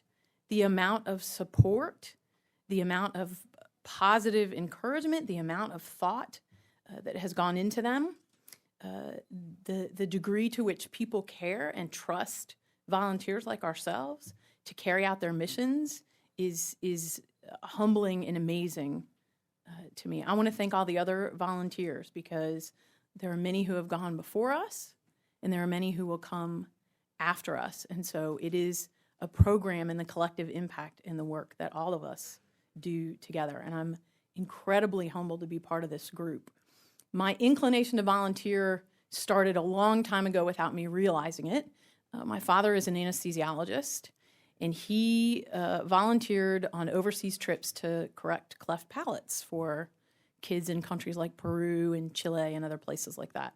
And those were without a doubt his favorite 2 weeks of the year by far of everything he did. It's why he practiced. So I didn't realize what an impact that would have on me. And I was a rising IT leader in financial services and healthcare. And I was sort of reaching that point of going, am I really making a difference? What's all this stress for? And I did some IT work with IESC and fell in love with the organization and the people.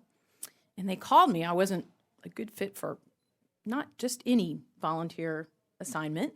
They said, do you want to go to Cambodia for a few months? I know you don't speak the language, and I know you've never been there, and I know you don't know what capacity building is like the people within our industry, but would you like to go? And I'm like, yeah, actually, I really would. And it changed my life profoundly. People here have done a very good job describing how much you get back. But the big reveal to me was that you can use these skills, and you indicated it as well. You can use these skills that you've been building in ways that you never expected. But you can also do business in a way that is honorable and respectful, right? And has dignity and considers the individual and does make a real difference. And it's true partnerships. And I bring that back with me, and it's carried me into even driving around Washington, D.C. It impacts everything I do. So I just wanted to say thank you so much for the opportunity, and I can't wait to go back out and volunteer again. And I'm so honored to be here amongst all of you. Thank you.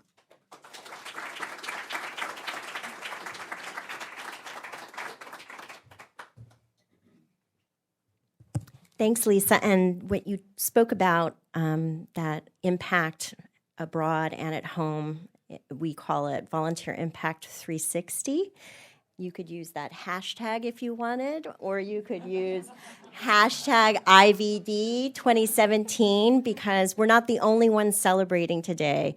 In 1983, the UN designated December 5th as International Volunteer Day, and so there is a whole world out there celebrating. And so there are also handles in your program. You might have seen those. I would like to congratulate all of our VEGA Volunteer of the Year awardees, and now we are going to give our Farmer to Farmer awards. As I mentioned earlier, every year we invite the Farmer to Farmer community, the core implementing partners of the program, to nominate their outstanding volunteers. And so this year we have 3. To give the first award, I'm going to invite Virginia Bunker with NCBA CLUSA to come.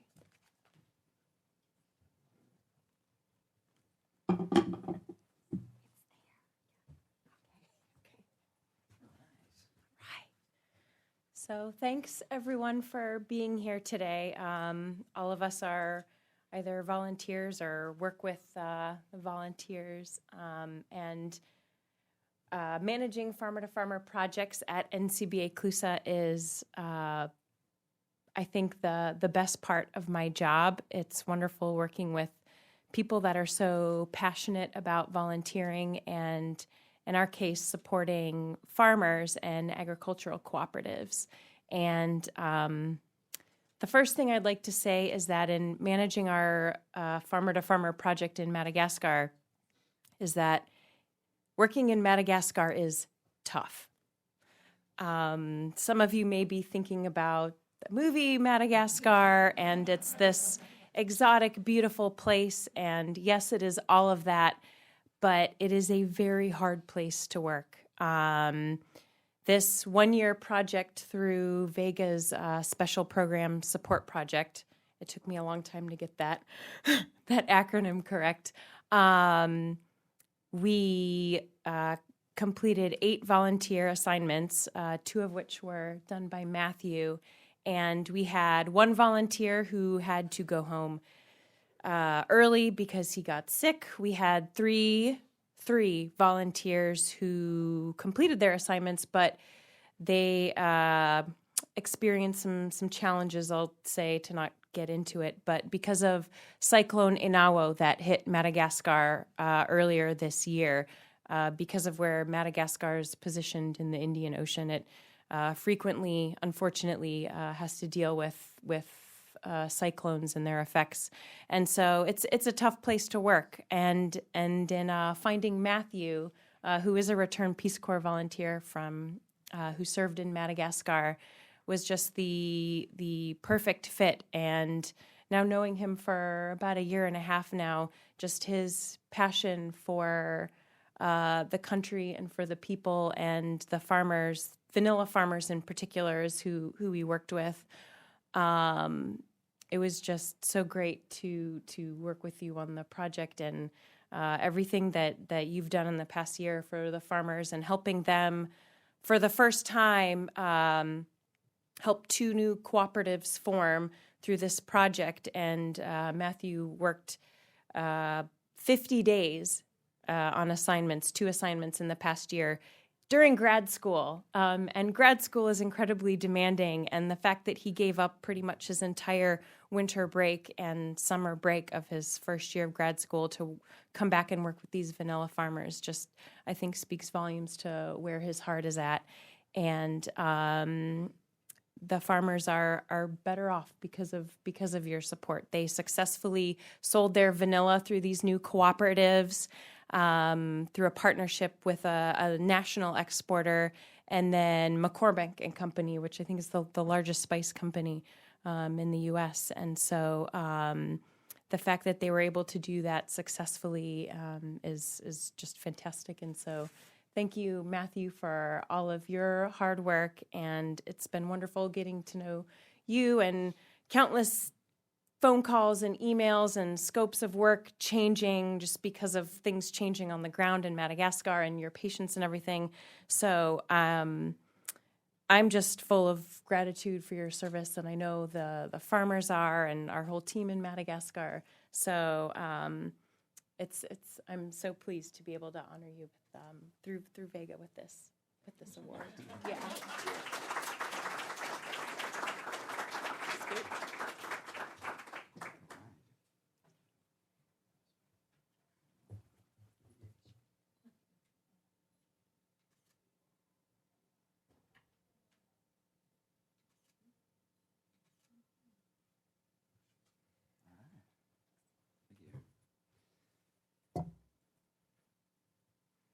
All right.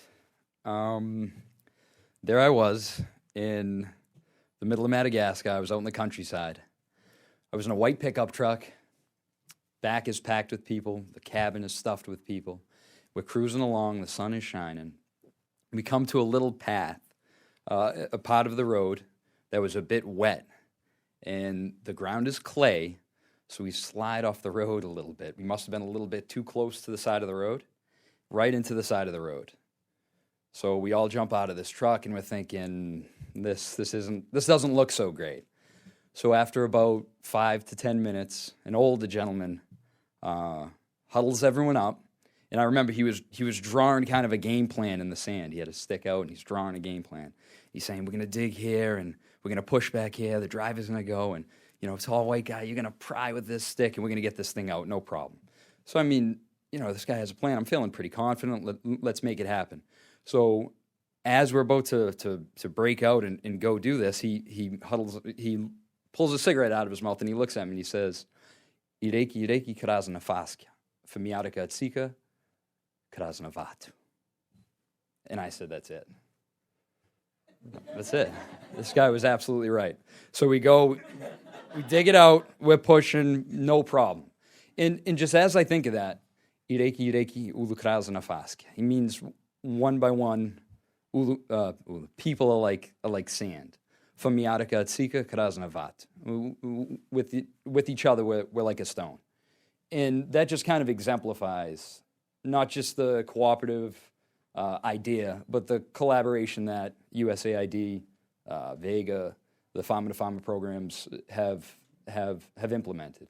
In Farmer to Farmer in particular, the ground up community engagement, their ability to work directly with farmers, identify problems, and address problems are really what has made it so unique. And I can't even tell you how humbled I am to receive this because speaking of cooperations and collaboratives, it's a bit hard for me to accept an individual award, individual recognition for a cooperative. And Virginia Bunker, Gabriel Saracen in Madagascar, just the Malagasy people and the staff that I had there, it was just unbelievable.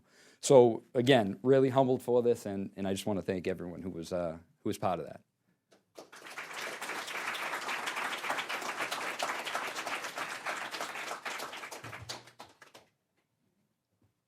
Thanks. Ed, are you still here? Oh, please, come on up. And Wayne.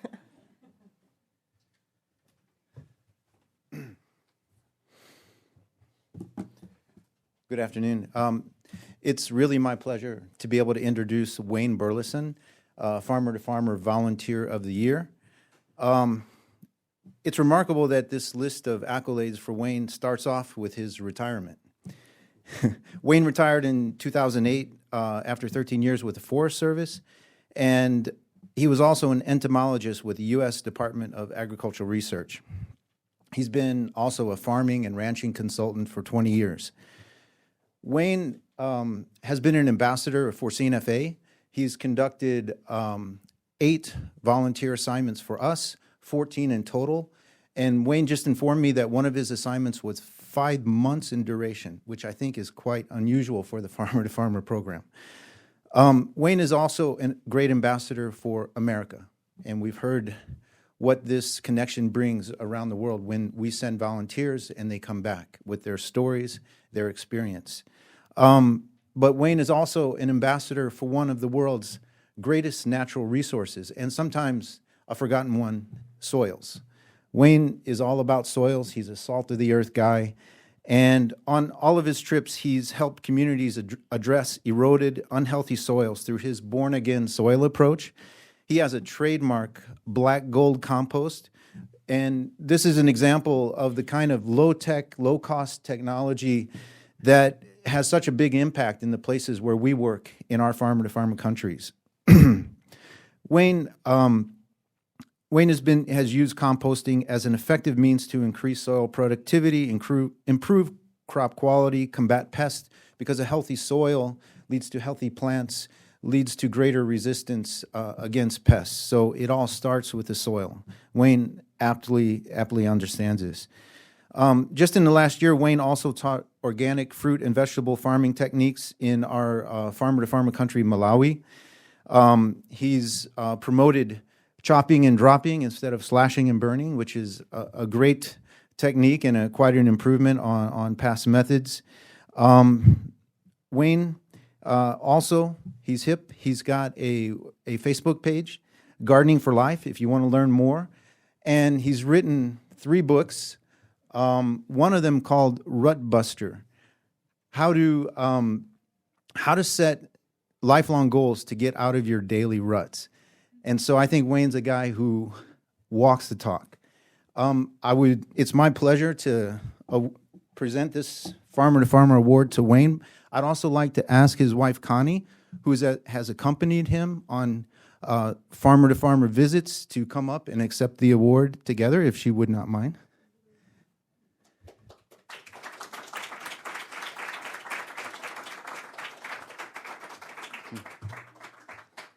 Wayne, thank you.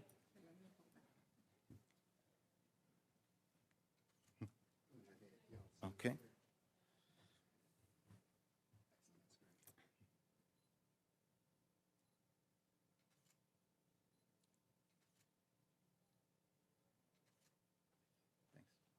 Congratulations, Wayne.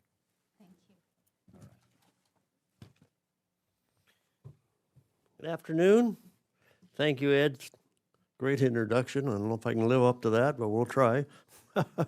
Farmer to Farmer has sent us around the world, and us, of course, is Connie, to 5 different countries, teaching people how to grow food that really have almost no money. And I'm dead serious about that.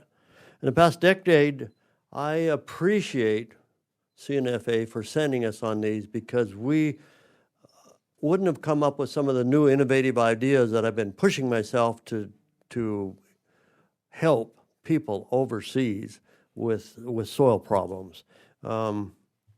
Incidentally, I wanted to jump around a little bit. I got up this morning and I put my cell phone on. And the first words on my cell phone, and I wasn't even out of the bed, said, "Today, December 5th, is World Soil Day." I said, oh my goodness, what a coincidence. It's the Food and Agriculture Organization of the United Nations. Oh, a big deal. So I'm going to talk to you a little bit about soil. They give us some statistics. There's 815 million people that have food insecurity problems. 2 billion people are nutritionally insecure. I thought, oh my goodness. You know, that's a little under the third of the population of the world. I thought, you can mitigate this. We can mitigate this through changing the ways we handle our soil and manage our soil. As an African person told us, we were on a little tour and went to a museum, and this guy named Edward stands up and he says, "Do you realize that African people lived to 120 years old before modern agriculture?" And I, jerked back like, wow, that's amazing. And then he said this profound statement: "Since the invention of iron, man has been making the land naked for 2,000 years." And I thought, I was just dumbfounded at that statement. I said, oh my goodness, this has been going on a long time. I want to, through Farmer to Farmer, through CNFA, help reverse that trend. And I'm serious about that. I want to come up with some new ideas about putting the crops back on the soil instead of burning them. I want to answer the one lady's question that was talking about why we do this and why is it so important. And I'm here to tell you right now that people burn in Africa all the time. They burn their crops, they burn their land, they burn their fields, they burn this, and the smoke fills the air. Every time I'm in an airplane and after all these trips, the smoke is always there. And it's changing our weather. Carbon is going the wrong way. It's going up. We need to make it go down into the soil. We've got to feed these soils. If you don't feed the soils, they won't feed you. So it's a gigantic problem. So we come up with a new term that I like to use the rest of my career and volunteer whenever it's accessible or we can do it, and it's called Naked Lands No More. I want to really get serious about this and teach people, and we've been successful.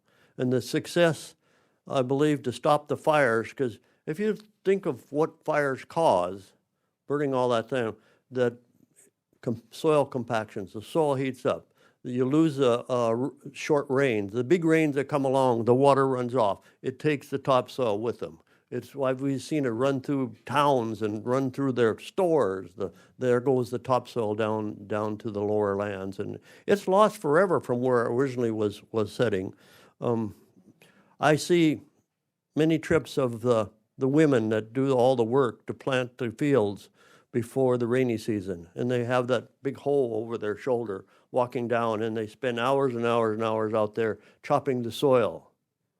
It's okay to chop the soil, but they're not putting the organic matter back in the soil, and it hurts them so bad. One farmer in Malawi said it takes 80% of his crop to pay his chemical bill. And I said, oh my goodness, he's working 20% for a profit, and that's not good. It's not healthy. I'm going to make this short because we're running out of time. My Connie's sitting right there. My beautiful little wife fell off a mountain June 1. I watched her. She broke her neck in 9 places. Her vertebrae, the sternum, the shoulder, and everything. And I watched her come down the mountainside. I said, oh my goodness, she shouldn't even be alive. So I ran up the hill and took care of that. But I want to tell you something. If you have healthy soils and you grow healthy food, you can heal people with that healthy food. And that's a fact. And so here she is with all these broken bones. We have a plant growing in our garden called comfrey. Comfrey scientific name means knit bone. It knits the bones together. So for June, July, and August, we seriously ate out of that garden way more than we always do before. There she sits today, just as she's healed better than she was before, and I'll attribute it to the garden. So I want to thank you for this award. The work is not over with. This Naked Land thing has got a lot to do with it. And one last plug about I missed that on the starting fires overseas or anywhere in the world. They lead to the erosion, the water is gone forever, and they lead to poverty, and poverty can lead to wars. That's the holistic approach of taking a good look at this whole program. Thank you, Farmer to Farmer, for this award.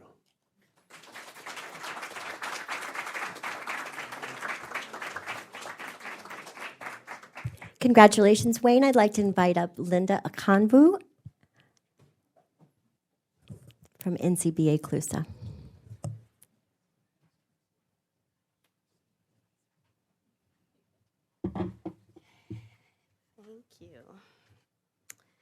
So I wrote up something and then I forgot it at the office.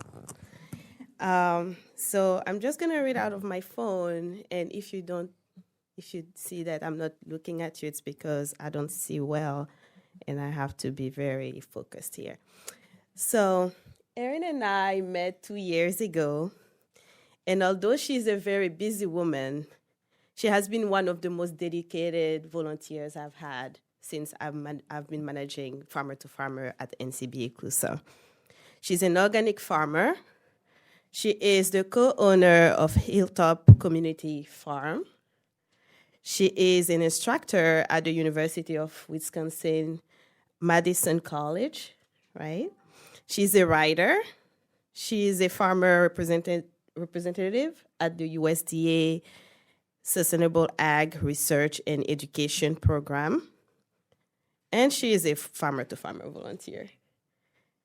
And to date, she has been on 6 assignments in Senegal.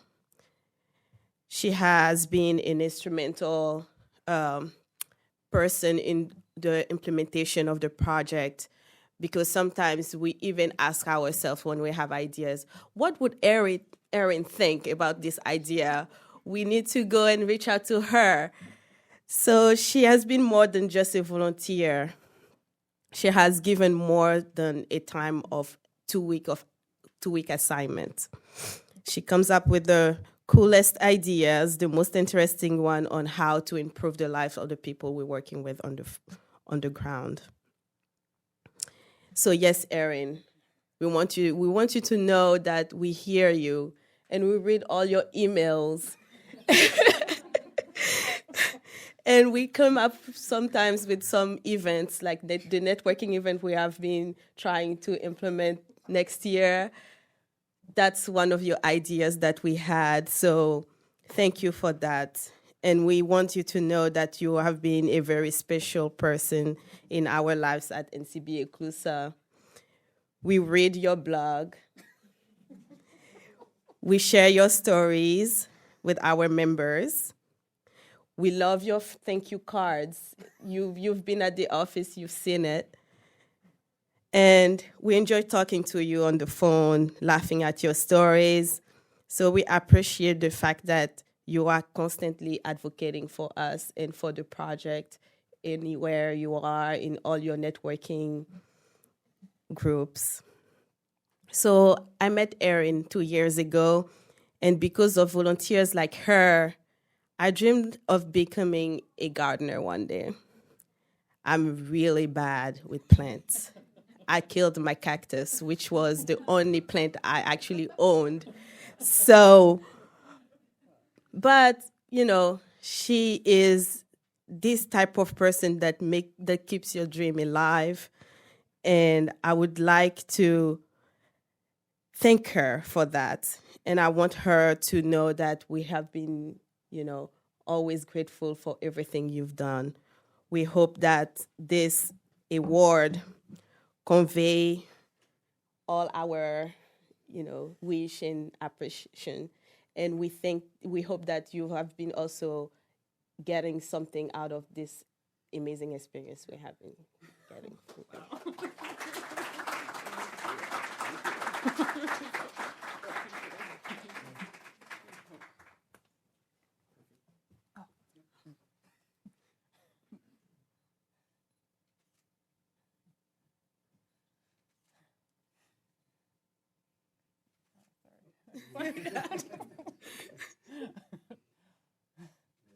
Thank you. Thank you. So sweet. Oh, I hope you all need to shake it out a little. I think I might need to. We've been sitting here for a while. Wow, thank you very much. I will be brief.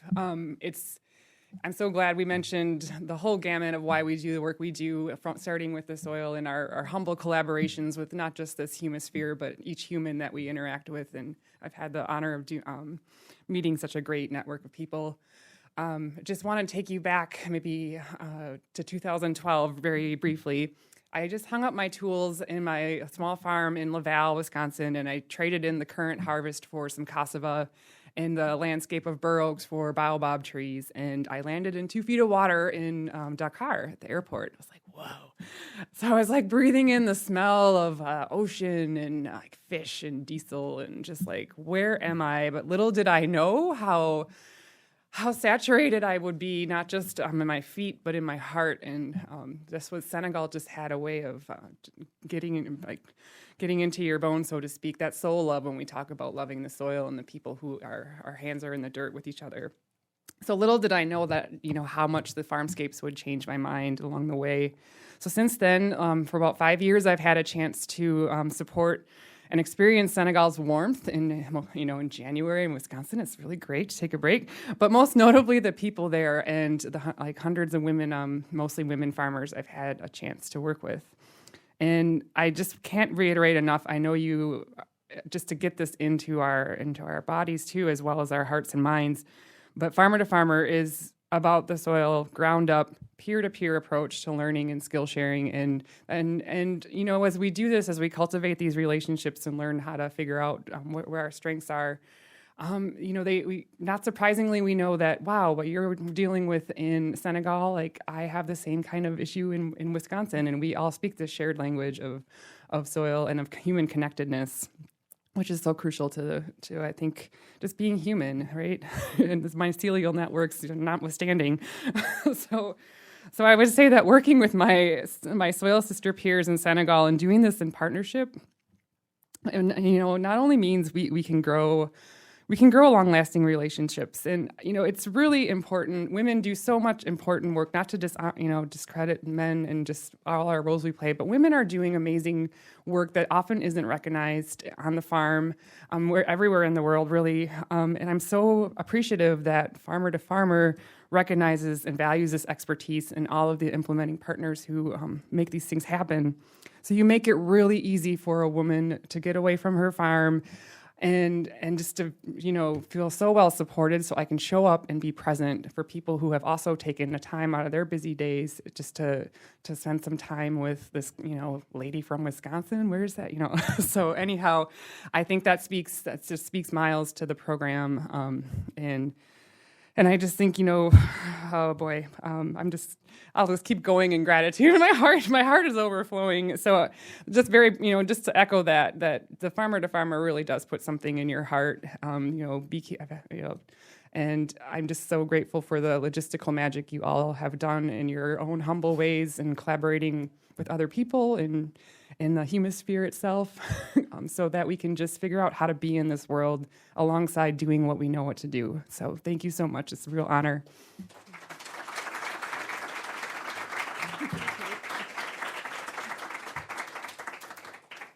Let's have a big round of applause for all of our award winners.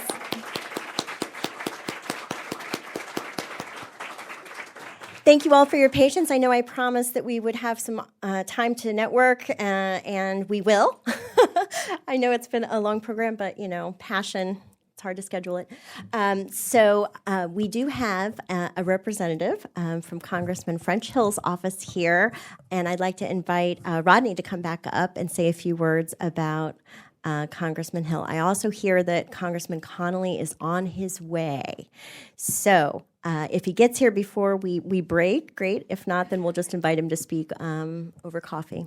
Rodney? Thank you very much. Well, thank you again. I don't have to introduce myself again. You should remember me from 30 minutes ago. But thank you, Angela and Mike, and all of you again. We're here now to honor another one of our congressional champions, Congressman French Hill from the 2nd Congressional District in Arkansas. He happens to be the representative that represents the Winrock headquarters in Little Rock. We are literally within his district. And there's a nice story here in that Congressman Hill is relatively new to Congress. He has been in, he is, I guess, his first term, and he is not on the Foreign Relations Committee. He is on the Financial Services Committee in the House and several of the subcommittees. His intersection with international development is he is on the subcommittee for illicit finance, which is one of the groups in Congress which is charged with helping make it difficult for terrorists and those that would do harm to the United States from having access to financial instruments and financial conduits that would allow them to move money and resources around the world. So as a result, Congressman Hill has developed a real interest in how do we help countries and institutions around the world better track their financial resources, their monies, their people. And as a result, he is taking an active interest in our work. He has been extremely helpful to us. He was one of the original writers of the letter that went to help make the case for the continuation of VEGA, which of course led to the new mechanism. And again, it's important just to note he did that without an obvious congressional mandate from his committee assignments. He did it because he genuinely believes in what we do at Winrock and what VEGA does and what all of you do. He is a proponent of international development. He is a very wise and broadly read and learned man that has determined that our stake in the world is based on our reputation in the world. And as a result, he has taken an active interest, as has his staff, in assuring that America's place in the world remains at the top for those countries that want to emulate us in both our transparency, our rule of law, our humanitarianism, and the effectiveness of our markets, very importantly. So we are very grateful for Congressman Hill, And we're sorry he can't be with us today, but he is with us both in spirit and by proxy. We're joined today by one of Congressman Hill's staff who is going to accept the award on his behalf. So why don't we come and do that, Dylan? Great to see you. Great to see you. We really appreciate. Please convey to Congressman Hill how much we appreciate his support. Absolutely, and we will. So, if you want to say a word, I know you come bearing tidings from Congress. Thank you so much. Unfortunately, Congressman Hill couldn't make it. We're actually in the middle of a transatlantic legislators dialogue with some members of the European Union Parliament, which is exciting because we're talking about very similar things that this discussion's been going on here today, and how we interact with our allies and friends over in the European Union, both economic national security, but also the role we all play in aid to the developing world. Rodney spoke very highly of my boss and said a lot of the exact kind of thoughts I would have. I think the most important thing when Congressman Hill reviewed this type of thing was, of course, the work that Windrock does, but also, we need to be really pumping in excitement and focusing on the organizations and the groups that are successful with foreign aid that the U.S. gives to other countries. And VEGA and USAID, this is one of the perfect examples of that. So I'll leave it brief, and thank you so much to VEGA and Rodney. Appreciate it. Thank you.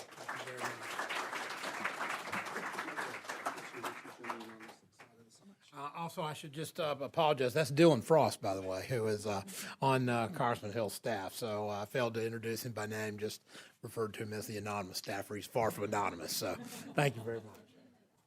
Well, as I mentioned, we're expecting Congressman Connolly any minute. We were also hoping to have Senator Leahy here today, but they're working on, I don't know, a budget or something like that. So I think what we'll do is we'll go ahead and break so that you can have some coffee and speak with one another. And when and if the congressman arrives from votes, we'll allow him a chance to speak. And want to thank all of you for sticking it out with us, for being here today, for all that you do. Especially want to thank VEGA members and farmer-to-farmer partners, implementing partners for your nominations. Of course, our volunteers for their commitment and generosity, for our congressional champions, and those congressional staff who are still here. I'm on such a busy week. Thank you so much. Also, VEGA staff and volunteers. We couldn't have done today without you. Thank you all very much.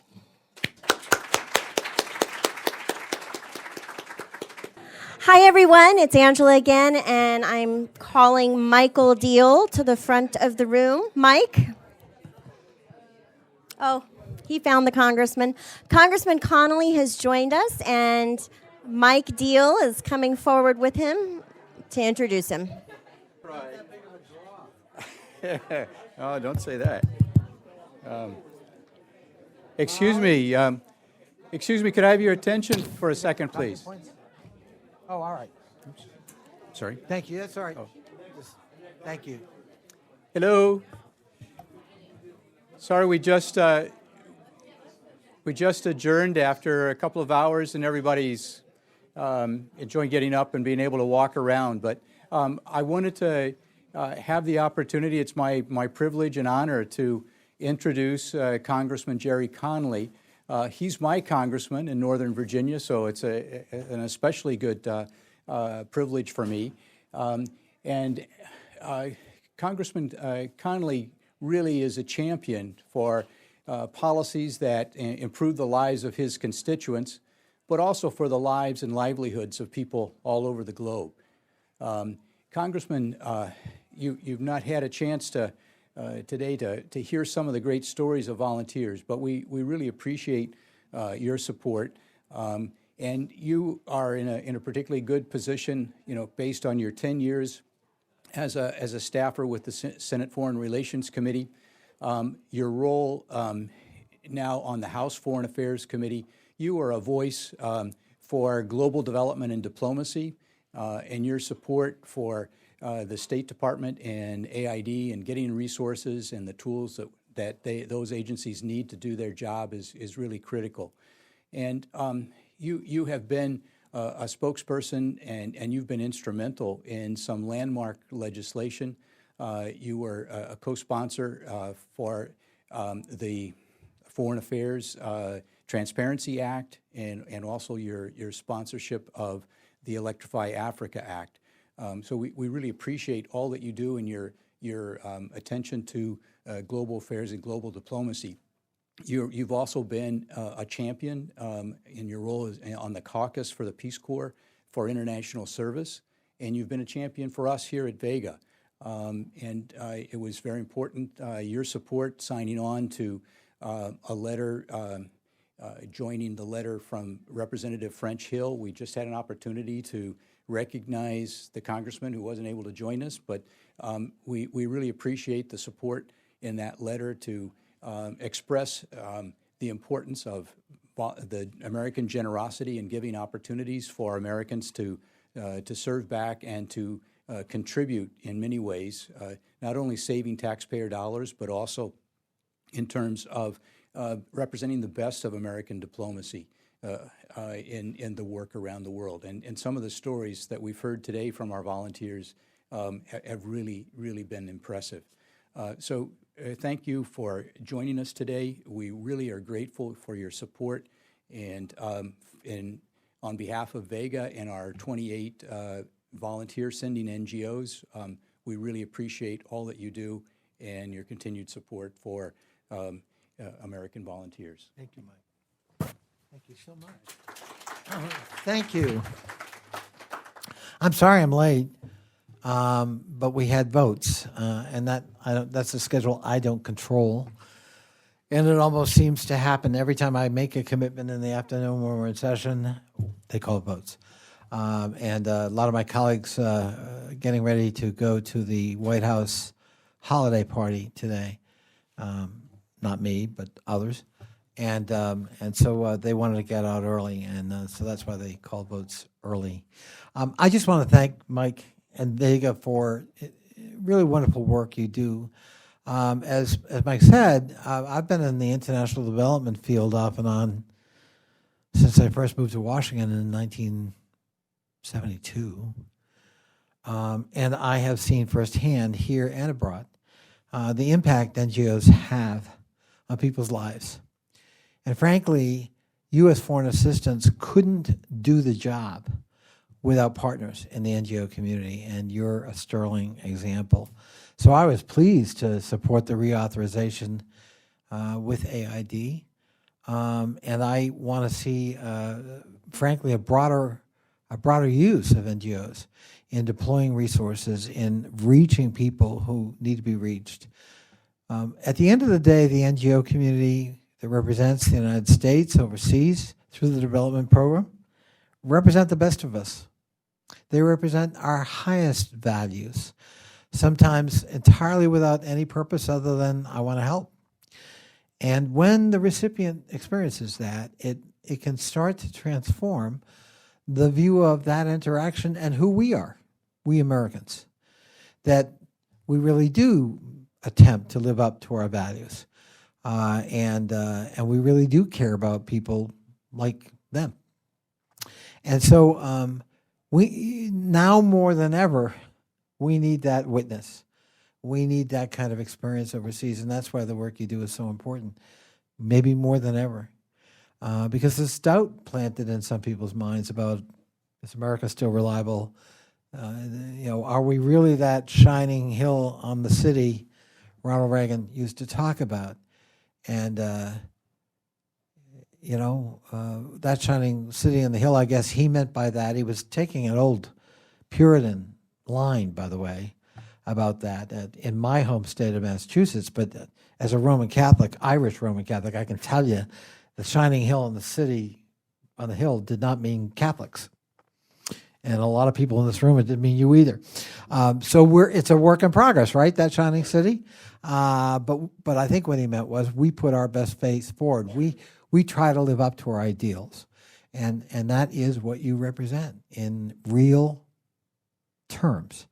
And I can't thank you I just can't thank you enough for doing that. And that's why I wanted to hobble on over here. I blew up my knee. That's why I'm hobbling, by the way. It's not a permanent condition, we hope. But I wanted to make the effort, even though I knew that your deliberations were mostly over, to just come in person to thank you. Thank you for the award, but more importantly, thank you for what you do. Have a wonderful holiday season and keep on trekking. Thank you.